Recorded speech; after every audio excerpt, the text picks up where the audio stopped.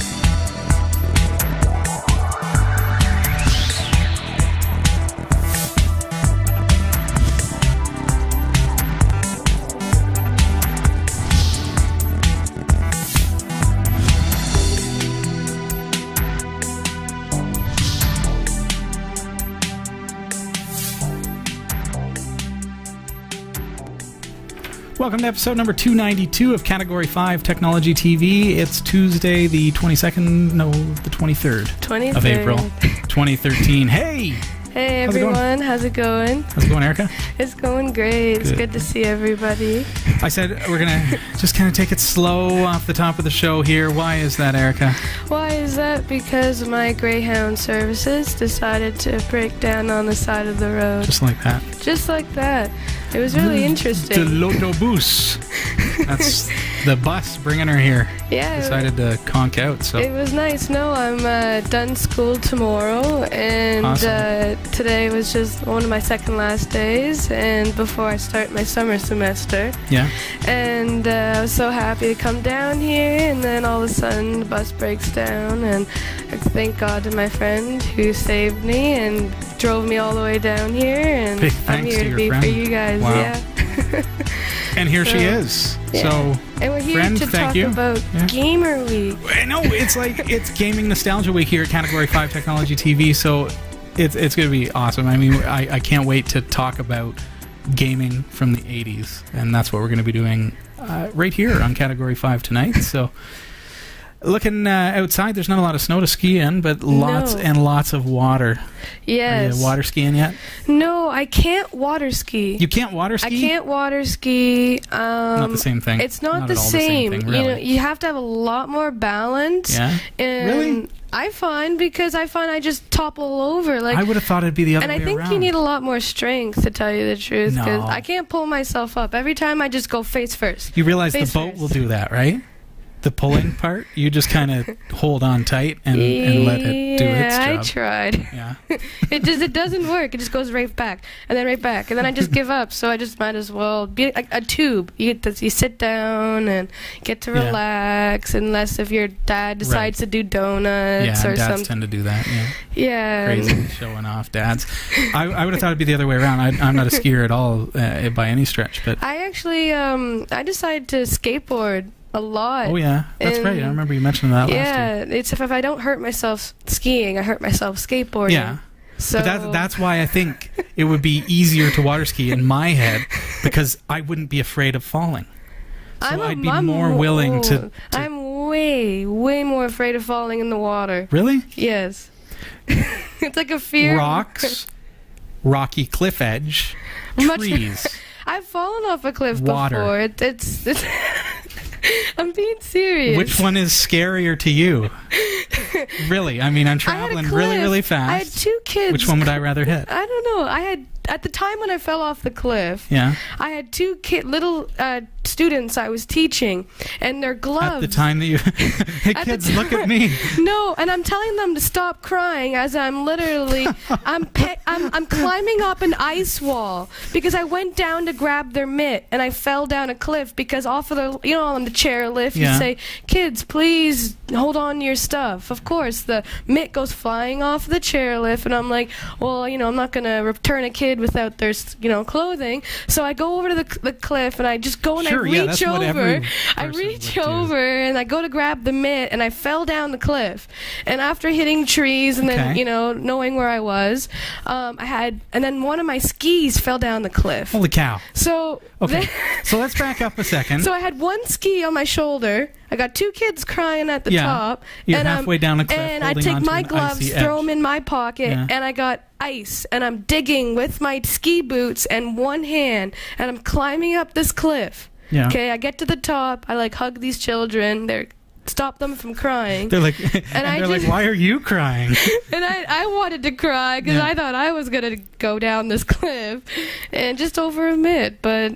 Do you mind if I just back up a second? Okay, let's take this story and just say, okay, I'm teaching some kids to water ski, and one of them drops their mitt.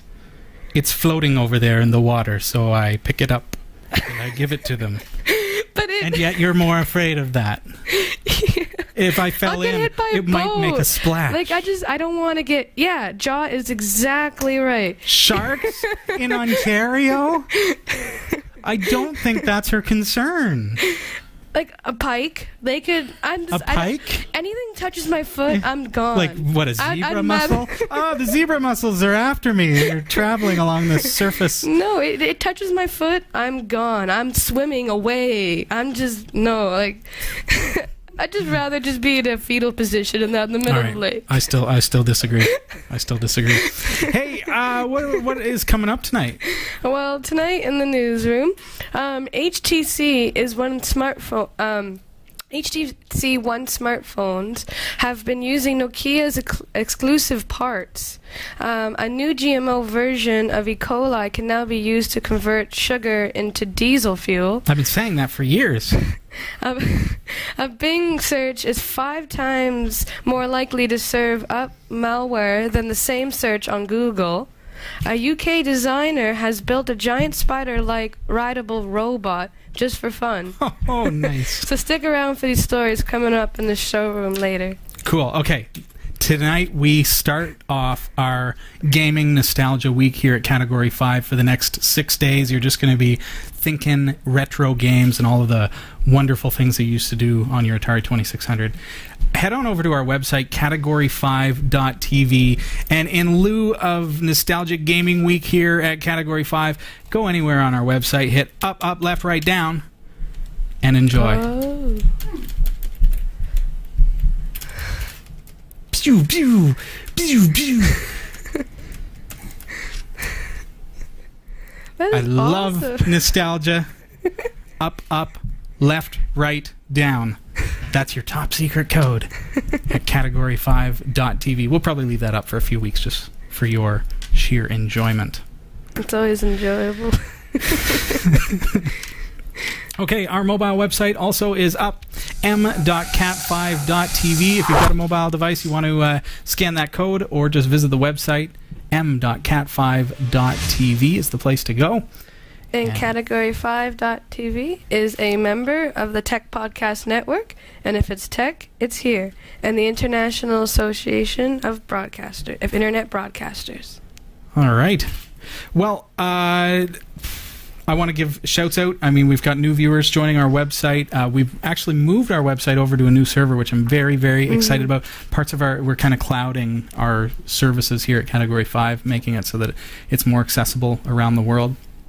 And we've got a handful of new viewers joining us on the website tonight. Alpec, One Wan Man 1, D Leon NSLM, hello to you, Blue Bandit, Dirty Polo, and Noni's Cat 22. I like that name. Yeah, those are our new registrants on the website. Well, welcome to everyone. It's nice to chat with everyone. We love to have you register on our website. That signs you up for some cool bonus features that are not available to unregistered viewers, and it's free. We don't spam you. We don't do any of that. We don't share your personal information with anybody. So, go to our website, category5.tv, to get involved. Tonight we're going to be looking at retro gaming. So start thinking about what was your first gaming experience as far as what kind of games that I think the best way to think. For me, it's the 90s with the Nintendo 64. We'll get to that. But what was... Start thinking about this. You don't need to answer me yet, Erika, because we'll talk about it after the break. But what is the first game that you sat there and played for days? Think about that. And then PM us in the chat room, private message us, and let us know your thoughts on that. We'll come back right after the break. We'll be right back. Thank you. At Eco Alkalines, we believe you should be able to trust your batteries not just here, but here, and here. But with one exception, you should also be able to trust your batteries here. Eco Alkalines are the world's first and only certified carbon-neutral battery manufactured to the highest standards of recycling and quality, without any trace amounts of harmful chemicals like mercury, lead, or cadmium.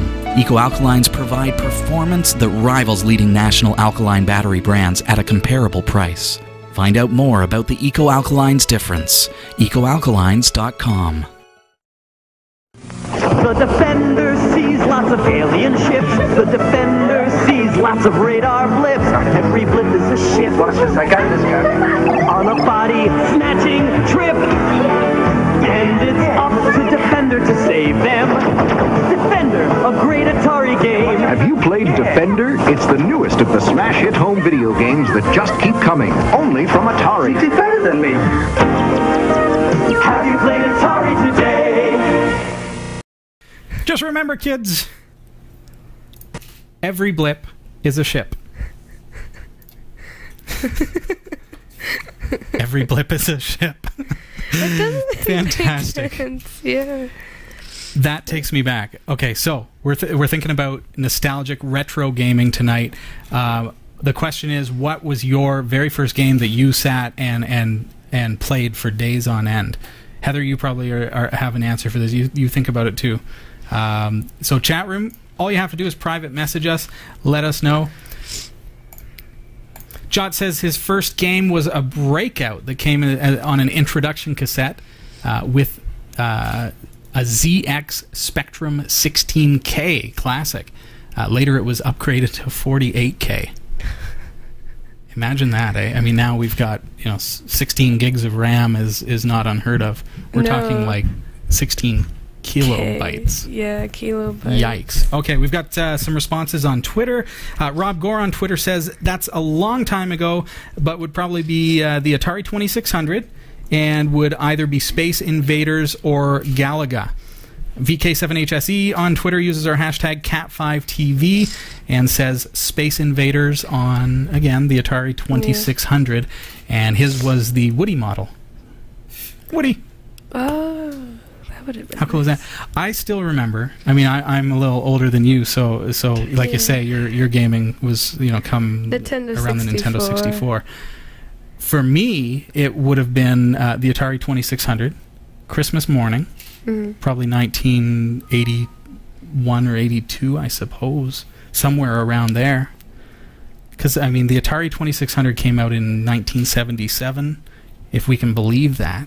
1977. Wow. Yeah, give or take.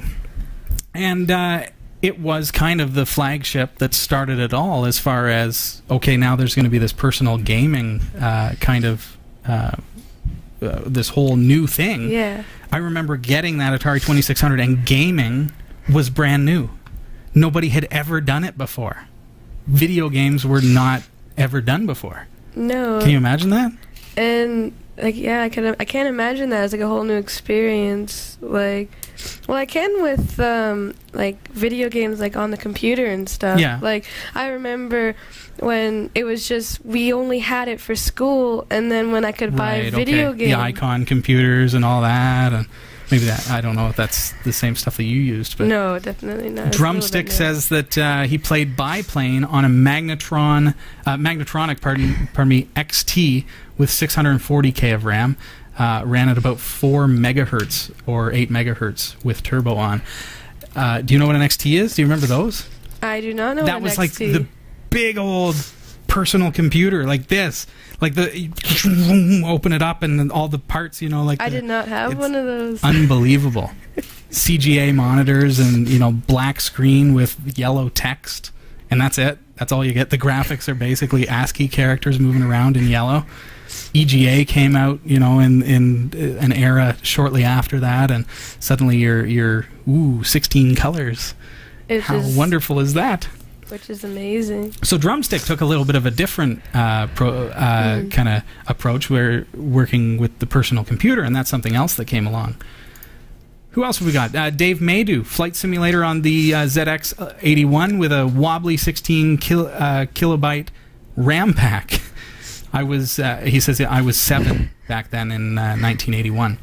Very cool. So again with that unit. Nintendo Entertainment System, A. Jameson, 5579, says Zelda. Yeah. And the first RPG, Dragon Warrior. Do you remember Zelda, the cartoon that came out as a following the actual, when the game was quite popular? I missed that. There was a cartoon. There was the Mario Brothers. I can't believe I missed the that. The Adventures of Zelda. I'm sure you could YouTube it or something. Their most successful game that came out in Zelda, which was Ocarina of Time, once that came out, that's not even it was the middle of the story. They released the middle before they even they released the middle of the story before they even released the beginning.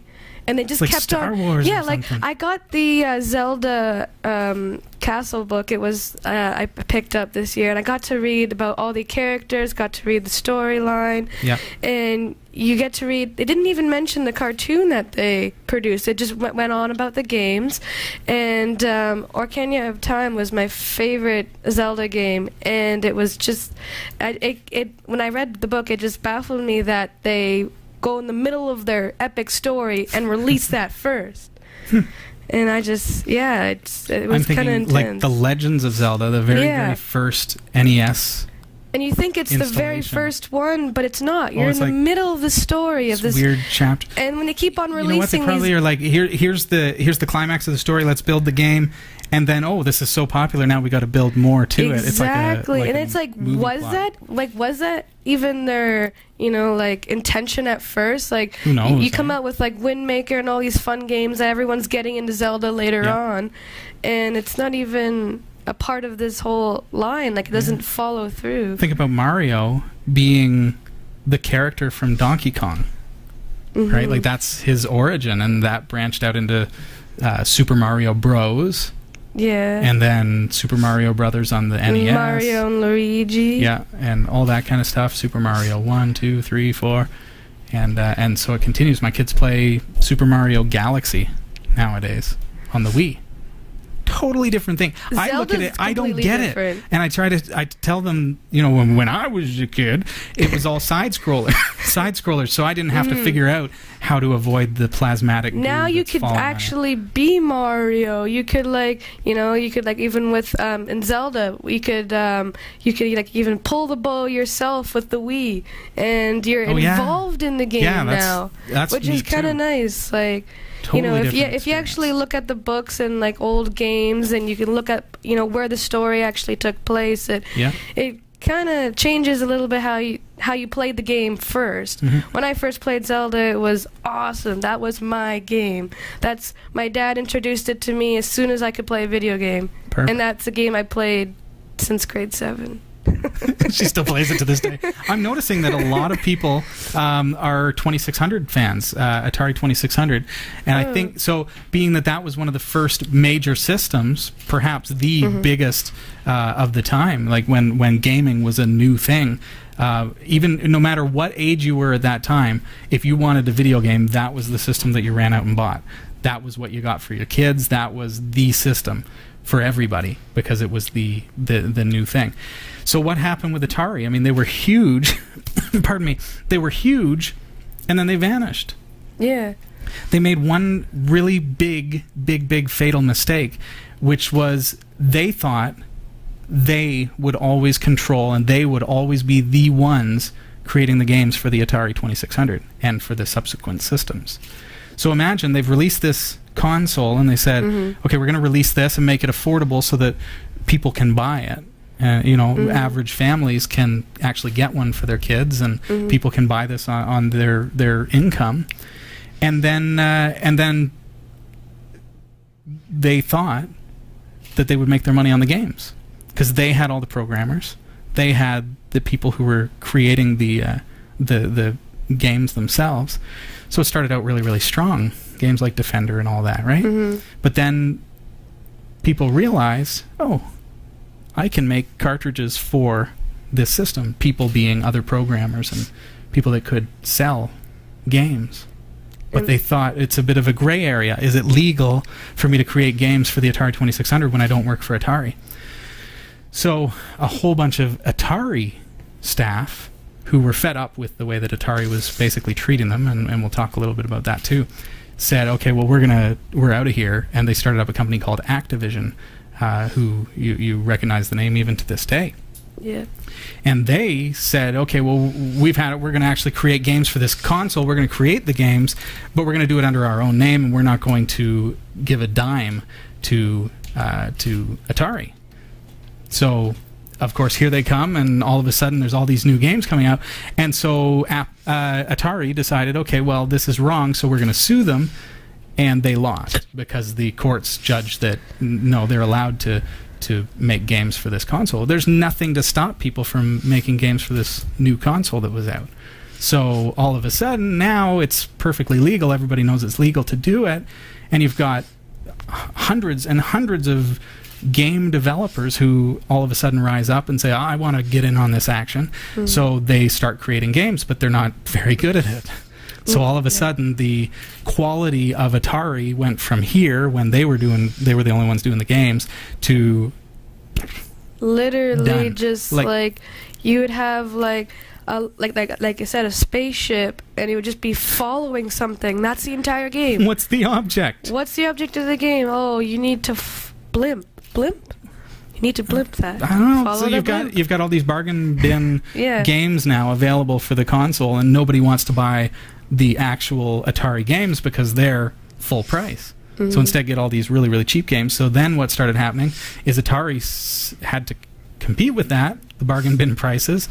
So they started giving 6-week lead times for games to be able to be created, so that they didn't have to pay the developers as much, and all that kind of stuff, so that they could then compete with this cheaper game for the Atari 2600, which they created. There was nothing in place for them to control the games that were being made. Mm-hmm. I don't know if you ever saw, or if you ever saw, maybe you at home, did you ever see the Pac-Man that came out for the Atari 2600? Just as a good example. Yeah, it wasn't even comparable to regular Pac-Man. It was very not glitchy. Comparable? Glitchy. It would just glitch all the way across the screen. Should we take a look? We should. Remember that, okay, they're trying to compete with the bargain bin gaming, these up and rising companies that are building these really cheap, crummy games. And this is what they came up with. Based on Pac-Man from the arcade. Okay, where's the ghost? Where's the ghost? Where is he? Where is he? Where is he? Oh, no. Oh, there he is. He's kind of... He's going. scatterbrained. He's going. Whoa. Okay, there. Oh, I think there might be 6 of them. Whoa. Nope. 10. Oh, look out. I think there might be one over there. That would just annoy me. Isn't that driving nuts? I remember playing it as a kid, and that's how bad it got. I played Pac-Man 3D. But it gets worse. Okay, there's a ghost there. We didn't even see it. But it gets worse. Yeah. The game, the inability to create quality games continues, and Spielberg comes out with this huge movie that was E.T. E.T., yes. Right? You remember the movie. Everybody remembers the movie. Well, this is the first game that I ever bought, was E.T. for the Atari 2600. I was so excited. This was my own money, and I decided I was going to actually go and buy this game. And it was E.T. based on the movie. It's going to be great.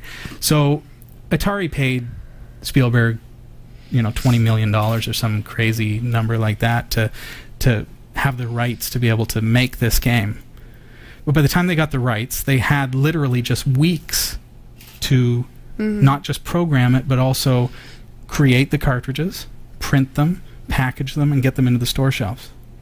Weeks. That's not even close to That's crazy.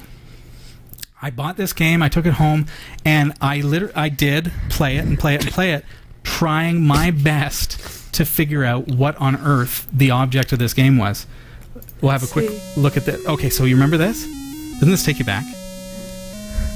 How many of you played this by a show of hands? Anyone play this? Okay, so there's I E.T. haven't. coming down from his spaceship. Look at that. There he is. I mean, graphics are one thing, but okay, what am I going to do? Oh, there's a dot over there, which is in fact a candy, apparently. That looks like an off shade of grass. You know? Yeah, something like that, and a couple of chevrons. So imagine the poor programmer who had to create this and had so much writing on it. But here's the thing. See, Atari bit themselves in the back end because what was it that the guys had come up against? And the people from Activision said, you know, one of the things that really bother us about Atari is that they don't allow us to put our names in credits. Nobody knows who creates the games for Atari. There's no credits at the end of the game. There's no credits at the beginning of the game, kind of thing. That was part of the kind of arrangement that Atari had with its programmers. So whoever's programming it is thinking, oh, nobody's going to know that it was me. Exactly, so they could just throw in little bugs here and there. And I don't know that they would intentionally throw in bugs, but with the time that they were given, this is what was brought in. You know, this is what happened. So if you learned your way around the game, that was one thing, but it was so hard to comprehend what it was you as E.T. was, what you were actually doing in this game. Looking for pieces of a phone so that you could phone home. No real storyline or plot to it, realistically. So I mentioned Activision and how they kind of branched out. This company was created from Atari programmers, and I'll play a commercial from them from the early 80s, and you'll see one of the things that they do is, and I hope that this commercial has it, but a lot of their commercials, they actually at the end of the commercial would name the programmer. So if it was Robbie Ferguson who created the game, all of a sudden they would say, this game was created by Robbie Ferguson. At the end, because they were not allowed to do that at Atari. And that's what they wanted to accomplish with Activision, which is kind of an interesting thing. You know, it's all about notability and being a creator of some form of artwork. And so, of course, Activision started bringing out some really great games like Pitfall. So, you know, third-party games coming out, they were selling a ton. Yeah. But none of the money was going to Atari, the very manufacturers of the device itself. So let's take a look at this this quick spot from Activision. We have no choice. He can't turn back. Liberate target at 039er. Roger, control. Approaching at airspeed Way to go. 626. Taking west, Canyon. Good call. Fuel critical, sir. Choppers at 3 o'clock. Roger, I copy. Pilot's closing. Shall I direct, sir? No, he'll decide that. Fuel critical, sir. He knows that. Sir, he's off for the East Canyon. Negative. That's a trap. Liberate to home sweet home at 10. Liberate. Can you make it? Liberate. Can you make it? It's only a game. River Raid for the Atari Video Computer System, designed by Carol Shaw for Activision. There you go. See, designed by Carol Shaw. See how they accomplished that, right? So you might have noticed too. Yeah. One of the amazing things with the earlier games, and looking back on them now, we can see the graphics and we think, wow, that's really, really cheesy, unbelievably cheesy. But at the time, I remember that it was really exciting. Like Defender was one of my first games, I think, that I really, really solidly got enjoyment out of and played for hours on end. That's the one that we saw at the very beginning of the segment. And it's cheesy by any standards that are even semi-modern. But at the time, even though it's just a little triangle flying around a screen shooting dots, It's fun. It was fun. definitely a fun game. And it at the time you thought it was everything. It was amazing. Dave Maydew saying Spy Hunter on the Spectrum. That takes me way back. I think I could even hear the song still in my head. That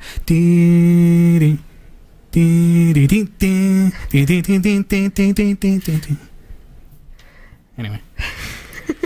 So speaking of games, you know, back in the in those days, the early 80s, they would create these masterful promotions that would just make them look like, wow, this is incredible, and I've got to run out and get this game.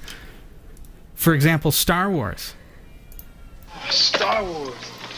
It's great in the arcade. Whoa! TIE fighters! Fireballs! Coming right at me! Watch the laser towers. Aim for the tops. Pick in the cannons. Use the force. They're coming too fast! It's late! It's late! My shields are gone! Alright! I'm going in! Oh, some game, huh? Some game! In a galaxy of video games, there is only one. Unbelievable. Star Wars, the art. So you look at that and you think, wow, this has got to be some game, right? Well, we are thrilled to actually have a ColecoVision right here. Look at this classic thing. Oh yeah, Heather, get some of that. And on ColecoVision was the Star Wars game came out. Do you want to see what this actually looked like? Like, that was thrilling, right? Like, that was really exciting from the commercial. Have you ever seen one of these? Yeah, like, it's in the commercial. Like, it just feels like... In the commercial, it was astoundingly... Amazing. I mean, there were... They did a great job. For 1980 commercial, let's see what Star Wars... Let's see what Star Wars actually looks like. There we go. Okay. Parker Brothers presents... Oh, yeah. Select a Death Star. All right, we'll pick that one. Shoot, shoot. Do you remember these sounds? Where it's just constantly going, and it gets stuck in your head. Oh, shoot the fireballs. Quickly, quickly, shoot the fireballs. Shoot. So, everything's pretty static on the screen. Remember the commercial that we just saw for this? It looked pretty epic. It looks like you're moving a lot. And yeah. Well, there are some dots that are semi coming toward me. Pretty amazing. That's awesome. The other thing that kind of happened, I look at the ColecoVision, for example, and Intellivision is another example, and then you've got the whole home PC, kind of the personal computers that were coming up at the same time. Because things were, there were tons and tons of games available, and people were seeing that, manufacturers were seeing that we need to get in on this. ColecoVision comes out, and it's, got better control, I guess. They had really quite good games. Yeah, like just with the different kind of remote. Yeah, there you go. These are quite similar to me to the Intellivision, which I played at my uncle's house as a kid. Oh. These are very, very similar to that, and ColecoVision was one of the great systems of 1982, 1983. What made it so popular? And it sold, in the first kind of year of it existing on the market, sold over 500,000 units. What made it so popular was this. Donkey Kong. Donkey Kong. Donkey Kong. Because people were looking for that arcade feel. Because remember, up until these systems were coming out, Atari kind of failed with bringing that arcade feel to the games, right? Well, no, they did have it to some degree, but people were kind of losing interest in some of the games, right? Yeah, with the quality, and Donkey Kong definitely brought So that along back. comes ColecoVision, and this is an actual licensed Nintendo product. You see that? So Nintendo licensed the character Donkey Kong and the game itself from the arcade to this cartridge. So people are looking for that arcade feel at home. Mm-hmm. This was the closest of all of the Donkey Kongs that were out there. This was the closest to the actual arcade game. Wow. And you just stick it into your ColecoVision. There you go. Give her a tap. Fire it up. This is classic. Let's see this. And here it is. The famous ColecoVision splash screen. The first splash screen ever. Okay, there's Mario, for one thing. Alright, we got, go up the ladder there. Probably best we grab that hammer, because that's going to help us out. Okay, smash it! Smash it! Smash that. Okay, watch out for this one. Oh. Okay, chase it. No, you can't chase it. It's too fast. It's moving too fast. Okay, we're going to get up to the top. We need to rescue the princess from Donkey Kong. My daughter, who is 7 years old, said to me, "It doesn't make any sense. Donkey Kong isn't mean." She's never seen any of these old games. There we go. Yes! So that's what really allowed the ColecoVision to make its way to market and really become a famous device. Look at that. Pretty much mint here. Why. Big thank you to our friend Kevin Richards from Theobroma Chocolates. You can find them cat5.tv/yum. He has actually kept this in pristine shape. It still works. It's beautiful. We got tons of games. Somebody in the chat room was mentioning it. Smurf. Yes. How do you like that? Smurf. And for the time, the graphics were insanely awesome. Right? What else do we have that might bring back some memories? We've got Mousetrap. Time Pilot. The old blackjack and poker. Super Action Baseball. You remember that one? Popeye. This one takes me back. Burger Time. Burger Time. What was the point of that game? He just kind of ran around just like every other ColecoVision game. And he ran around. Things are flying at you. I think I believe the goal was like to catch all the parts for the burger or something. I do like really the goal of the ColecoVision games compared to games nowadays. You just gotta go around and catch things. Yeah. You know, you're fine. Okay, check this out, folks. Look at that. Closest thing to 3D of the day. Kevin was saying to me the interesting thing about Qbert was that after playing it for so long, all of a sudden the thing would invert, and you're not sure what's what because everything's inside out, right? Really? Yeah. Because it wasn't actually 3D. There was no 3D back then. That is very cool. How cool is that? Lots of feedback in the chat room from people. I don't know if you can just find who is playing what games or remembering what games from back when they were kids. Manic Miner and Jet Set Willy on the Spectrum. So Jet Set Willy. Jet Set Willy. I'm not sure about that one. I haven't seen too many. Dave Maydew mentioning, I did see some fly by, but I understand the chat room does zip by pretty quickly there. Dave Maydew says most of the games when he was growing up through the home computing era, the earlier days of personal computers, it was all on a cassette.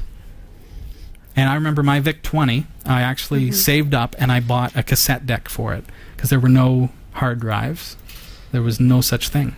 There was no floppy drive at that time. There were cassettes, like audio cassettes. Nice thing about it was cheap media. I could go to any store and buy the audio cassettes, and then I just push record on the cassette and tell it to output to the cassette, and it would start playing the audio to the cassette. And then when you wanted to load the data back off of it, you'd play it back, and it would interpret those sounds, or however it actually worked. That is really weird. But it's magnetically stored on a cassette. Analog. How interesting. That's how it was done back then. So I would program in BASIC on a VIC-20 and export everything to cassette tapes. And what was cool about that is we all had boom boxes back then, right, with the dual cassette deck and the high-speed dubbing. So my friends would come over, and I've sat down and I've programmed in Pac-Man, right, with my book, and I've flipped through the pages and I've programmed in Pac-Man, page for page. I've figured out all the syntax errors, and I got it working. So then my friends would bring over a cassette. We'd pop in the friend's cassette. We'd pop in my cassette, push play on mine, and record on theirs in high-speed dubbing, and you hear, and it's done. And now they take it home, and they've got a copy of Pac-Man from that is awesome. My boom box, right? So Dave Maydew, I hear you there. Yeah. Hey, that's very smart. Very cool. That's very cool. Okay, so big thing happened in 1983. The entire thing collapsed because we've talked a little bit about what happened with Atari and what Atari was doing at the time and the mistakes that they made. And quite frankly, basically people lost their interest in personal gaming because everything was just so bad. It was getting so bad. You saw some of the, like E.T. was made by Atari, and there were so many games available that were third party, and you never knew what you were going to get, and it was just junk. So people just said, forget that. A lot of people started just going right toward the personal computer era. But then, okay, so the whole kind of thing crashed, and I mean really, businesses went out of business. The ColecoVision disappeared in 1985. I think it was 1985, 1986. They sold about 2 million units in the course of existence. But all these companies just dissolved because they couldn't sell games anymore. Nobody would buy them. Nobody would buy consoles. So they vanished. And yes, I saw Jot saying that Atari was bought up at one point. That happened after they crashed. After they basically failed completely because they destroyed the market, or they were destroyed because of some of the bad decisions that they made, or unfortunate decisions. Because it was I guess I wouldn't say bad decisions. They were babies, like the first pioneers. So they make mistakes, of course. But who learned from those mistakes? Every other console company. And who was the first to really exploit it was Nintendo, right? The very ones that ColecoVision were paying royalties to, right? What did ColecoVision do? They paid Nintendo to buy Donkey Kong rights. Nintendo had this understanding that, okay, we can build a console that we do not have to make all the games. We can allow third parties to create games for it, but here's the kicker. This is what Atari didn't do. On Nintendo, every third party who is going to program gaming has to pay us a royalty in order to use that. Watch your mic there. It's kind of hanging up your ear. So if I want to make a game for Nintendo, I have to actually pay Nintendo in order to do that. And I can't create any games for Nintendo unless I have this chip built into my game cartridge, right? So fantastic. The Nintendo Entertainment Center system arrives. And with that, in 1985, I believe it was, all of a sudden, you've got this solid gaming platform. You've got a company at the forefront that is doing what Atari was doing at the very beginning of the 2600, which was having absolute control over the games. You had really, really strong titles like Mario Brothers, right? All these really great games, and they were growing, Duck Hunt and all the fun stuff that came with that. The very first, now you've got the ability to use a light, shooting controller on your home TV instead of having to go to an arcade. Back then, that was really, really cool. Tetris was another big one. So Nintendo put this ability into their device that people had to actually pay in order to develop on it. So it led to stronger games, stronger consumer confidence, and kind of rebirthed the entire gaming industry at that point. Because up until the Nintendo Entertainment System, people had completely lost confidence in it. So, and now here we are today. You look at how far it's come. Games are really crazy. Far. Like, we could be CGI graphics, computer-generated graphics, for all you know. That's how real stuff is now. It's wild. I'm looking at the new Lara Croft game and thinking, wow, how awesome is that? That it looks so real, and the gameplay is just astounding. It's intense. Like, you live inside of a movie, basically. Yeah. And like, I'm even noticing in our TVs, my father just picked up a brand new TV, and I'm sitting there watching regular TV, just compared to HD TV to now with 3D TV. Oh, yeah. Constantly soon evolving. Your games are just going to start coming at you. That'd be cool. That would be very cool. Instead of you going into your games, it's kind of bring that experience to the games coming to us. And they did that. Like, they did that great with the arcades and, the 1980s. They bring the Atari to bring it right to home. And it's definitely grown from there. So what are your thoughts at home? What games, you're watching this after the fact, so you can let us know what games take you back. And some people are mentioning in the chat room that, hey, you can actually play some of these old games, that you're seeing here tonight. Yeah, you can. There are emulators. There are, you can install something on the PlayStation, I've heard, that allows you on the PS3 to be able to play some of these old Atari games. And you see NES emulators all the time come and go. Be it on Linux, Windows, on other platforms. I had a Nintendo Entertainment System emulator full of games on a single disc for the PlayStation 2. And that's cool. So I even had, at one point, people are talking about these kinds of things, emulators and things.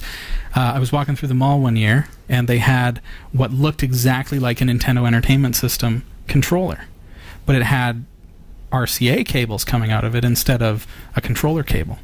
So it's like, oh, that's cool. So I look at the box. Seen those. Yeah. And you can it's just a controller. You plug it right into your TV. Exactly. You plug it right into the TV, and it has a power cord that goes into it as well. And it has, like, all of the Nintendo games built into it. It's probably highly illegal. I don't know if they're, like, I don't know if it's legit or not, but it exists, and they're selling it in the mall here in Barrie. You know, sometime around Christmas time, there's always a booth in the mall that sells this thing, and it literally gives you all those classic games. Barrie here, yeah. So you want Mario 1, 2, 3, and you know all that stuff, and it's all there. Literally all built into this controller. Because now, like we said, you know, 16K was taking up this much space before, back in the 80s. Well, now 16K, what is that? Like, you don't even... It's a measurement that is so minuscule that we don't even use it. We have cards that, you know, my SD card is 32 gigs. You know, a K? How many K are in a gig? Like, millions? Billions? Trillions? It's crazy. Dave Maydew has seen, he said he's selling a PSX emulator on Android. Oh, okay, so on your tablet or your phone, you can be playing PlayStation portable games. That kind of thing. Oh, that's really cool. Nice. Well, what I like about, with, like, even Wii, you could play all of... They have, like, this GameCube game. You play your... You know, I like it's very compatible. They do a very good job. The first Wii. All the GameCube games can be played on the Wii. Yes. And, which is even better, if anyone is a Zelda fan, just like me... you can get Zelda, Ocarina of Time, and Majora's Mask, GameCube game, and play that off the Wii. Yeah, I know. And I'll just be sitting there playing it now. I still play it. I got onto... We use Kijiji here, which is a local classifieds and kind of covers all of Canada. But and I was looking through games, and somebody was selling off all their old GameCube games because they got rid of the GameCube. But you can... We had just bought a Wii for... Netflix, and so I picked up some of the games, and I got a good assortment of games for the kids for like $5, and they're all GameCube games. They work on the Wii. Got a couple controllers with it, and it was fantastic. So and it works even better. I love Mario Party. Mario Party was my favorite on GameCube because you could keep you busy even longer than Monopoly. Mario Party was the Monopoly best. never Like, kept me. People, I don't know, like maybe for me, I was a really young, so I was like literally like 6 years old, you know, beating up each other to use the controller, not using words still, and too lazy to use words, and and like you're just playing Mario Party and you're going against each other, and that was my favorite game for the GameCube for sure. It kept us busy forever. Things have come so far. Yeah. Yeah. I am very good. Cool. All right, well, pop us an email live at Category 5 with your .tv with your thoughts, live at category5.tv. You won't mind if I sit here and play some ColecoVision while you're reading the news for us? I have no problem. Is that all right? Maybe just some Donkey Kong. All right. Okay. Cool. So for Category5.tv, here are the top stories in the newsroom. So Nokia has won a court injunction banning HTC from using microphone components in its flagship HTC One smartphones. It will create more headsets for its HTC, which has struggled with component shortages at its Taiwan plants. Nokia said it has taken a part of the HTC One and has found a high-amplitude audio capture technology that was the same of its own. That wouldn't be a big deal in itself, but here's the thing. The court found out that parts have been invented by Nokia and manufactured excessively for their phones. The ruling made by the Amsterdam District Court is effective until March 2014 and will prevent ST Micro, which sells parts, from offering them to HTC for sale. Wow. That's surprising. Yeah, like HTC said it would be looking for alternatives immediately. I'll say. So the parts that are of the miking system on the HTC One are actually exclusive to Nokia. Yes. Wow. A team of scientists from University of Exeter in UK say they have created a strain of bacteria that can produce fuel. Researchers... What? Yeah. Fuel? Fuel. They say that researchers genetically modified E. coli bacteria to convert sugar into an oil that is almost identical to conventional diesel. Wow. Yeah, the team claims that if the process could be scaled up, this synthetic fuel could be a viable alternative to the fossil fuel. Synthetic biologist Professor John Love said rather than making a replacement fuel be visible like some biofuels, we have made a substitute fossil fuel. The idea that is the car manufacturers, consumers, and fuel retailers wouldn't even notice the difference. It would just become another part of the fuel production chain. Here's the challenge that the team faces. It takes about 100 liters of the modified bacteria to produce a single teaspoon of fuel. What? Yeah, that is not cost effective, it doesn't sound like. Professor Love says their plan is to increase the yield so they can go into industrial production, obviously. Wowzers. Great discovery, guys, but yeah. But yeah. We have these massive vats of E. coli. Look at what it will do to sugar. We dump in millions of dollars of sugar, and out comes a teaspoon of diesel. That's an amazing discovery. It really is. Think about it, it is, but financially, no. You never know, eh? You never know. Surprise ending. Wow. All right, what else have you got for us there? I got tons. All right. When it comes to keeping web searches safe, Google may have Bing beat. A study by independent research firm AV Test found that Microsoft's Bing search engine is nearly 5 times as likely as Google to link to malware. An AV test based in Germany said it took 18 months to analyze search results from Google and Bing along with their other search engines. Out of 11 million links generated by searches during the study, Google had 272, which led to malware. Bing, on the other hand, linked to 1,285 sites which contain malware with the same queries. This nearly 5-fold increase over Google. Whether a link is in an email or in a search result page, it pays to remain skeptical and wary of any suspicious links, and if your browser tells you a web page may be hosting malware, stay away. Just in general. That's wild. I didn't realize that Bing was that much scarier than Google. No, it is. It definitely is great to know that, because like you try to go from Bing to Google, or like which one should I go? This commercial. Do I Google it or do I Bing it? No, it's blimp. But anyways, I just wonder if it's that. I don't think that Microsoft is doing a bad job. I wonder if just that Google is doing a really good job of protecting against malware. Because I have noticed that, like, if a site suddenly becomes infected, it fairly quickly dissolves from the search results on Google. And it could be the amount of people using it. Maybe they don't have as much traffic. I'm not 100% sure with Bing. Because Bing is the little guys? I'm not sure. They could be the little guys. But not too many people binging. No. Yeah. I know. I just only do it if it's like if I get a new laptop. Oh, Bing's my homepage. I'll change that. Change it to Google. Done. Yeah, that's how it goes. This is exciting. This is pretty. Oh yeah.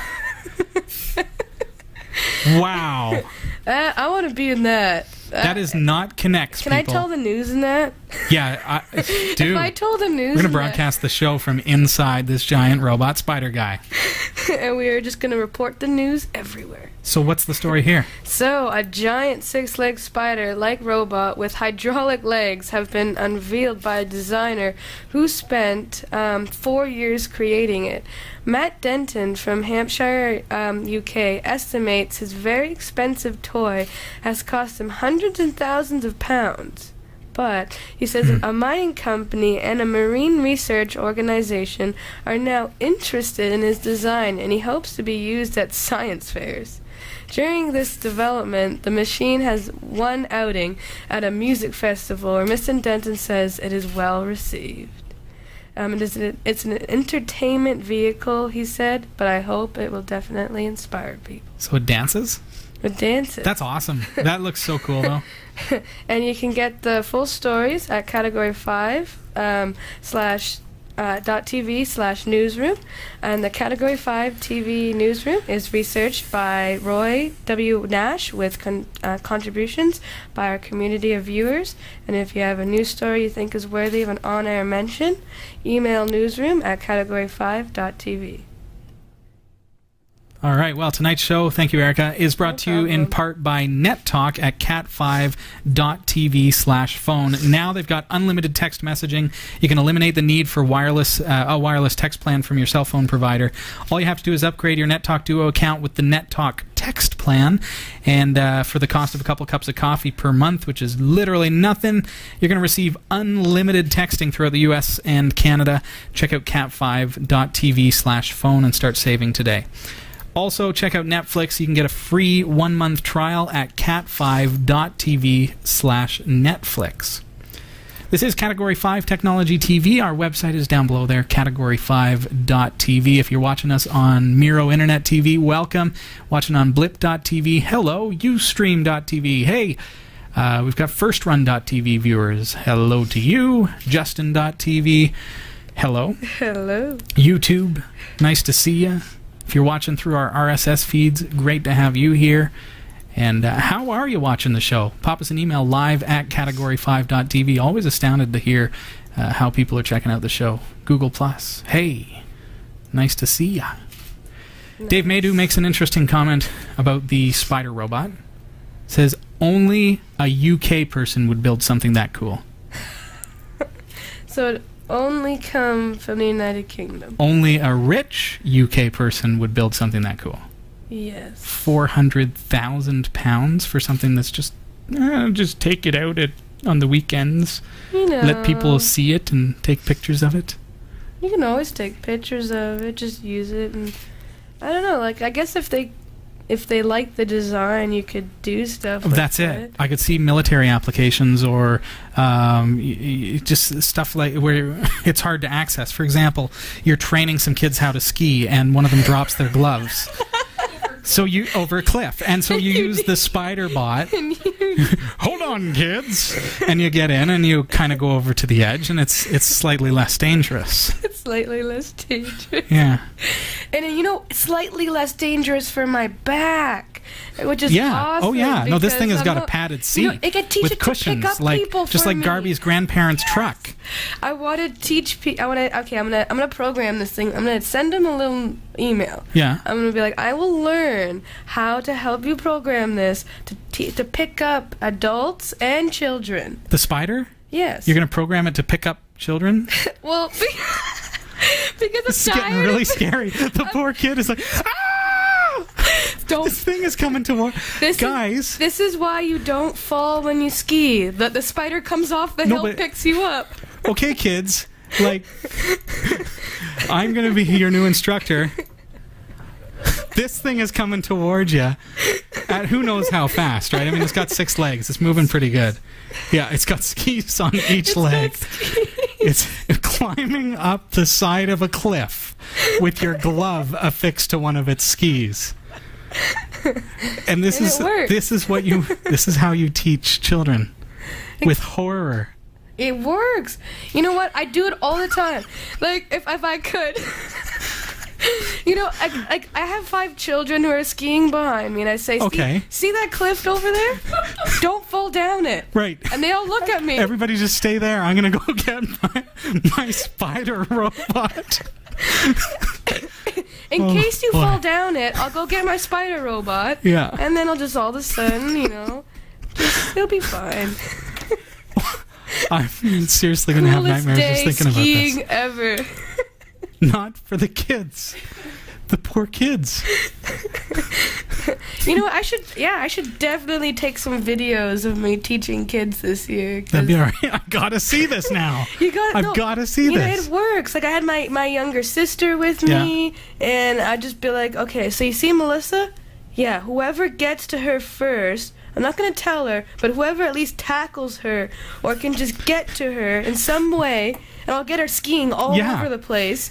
So then that way they learn, and they're all, you know, that they're all turning. Motivate you, I'm going to be coming up from behind you in this. Just like that. Just like that. Go after my younger sister. It's okay. And then I'll just be up, like, behind them, like, you know, like... Yeah. It's just like that. That's the sound that it makes. It sounds like Mr. Bean. Mr. Bean. Imagine Mr. Bean. He'd love one of those. Awesome. Oh, boy. Hey, next week, Sasha Dermatis is going to be joining us here on Category 5 Technology TV. Don't miss the show. Going to be a lot of fun as ever. Visit LinuxTechShow.com this week, and we've got your viewer questions next week as well. Send them in to us live at Category5.tv. Erika, so glad that you could make it. Yes, and I'm glad that I could make it, and I say thank you so much to my friends, and I'm glad that I'm not that bus driver. He had to deal with a lot of angry people. And if you ever want me to teach you how to ski, let me know. I think they're scared now. You know what? Become great skiers, just like myself. There you go. All right, folks, have a great week. Take care, Erika. Yes, take care. See ya. See ya.